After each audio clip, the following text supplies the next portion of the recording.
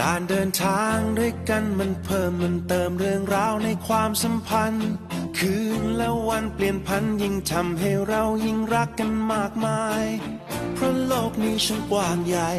และรักของเราก็ใหญ่สุดเพียงใดที่เธอกับฉันฝ่าฟันทุกเส้นทางฉันกับเ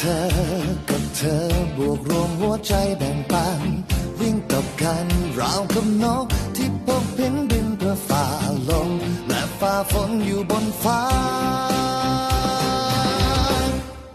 ปั่นจักรยานไป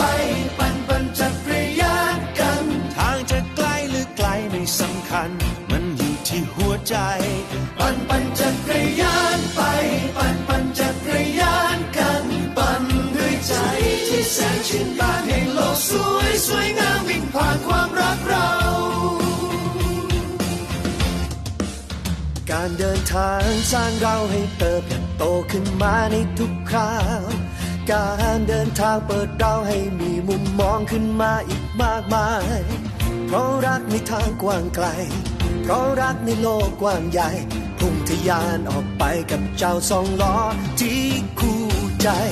ฉันกับเธอบวกรวมหัวใจแบ่งปันวิ่งตบกันราวกับนกที่พบเห็นบินเพื่อฝ่าลมและฝ่าฝนอยู่บนฟ้า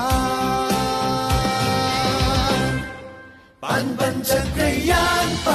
ปั่นจักรยานกันทางจะไกลหรือไกลไม่สำคัญมันอยู่ที่หัวใจปั่นจักรยานไปปั่นจักรยานกันปั่นด้วยใจ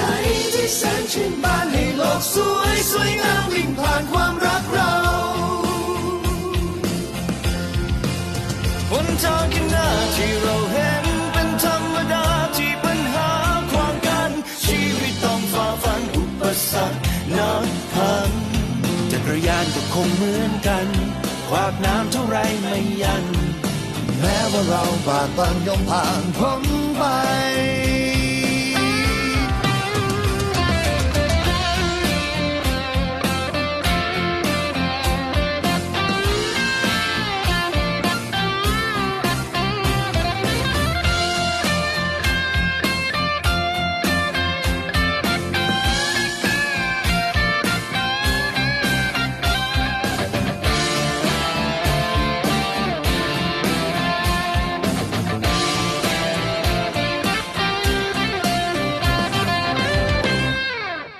ปั่นจักรยานไปปั่นจักร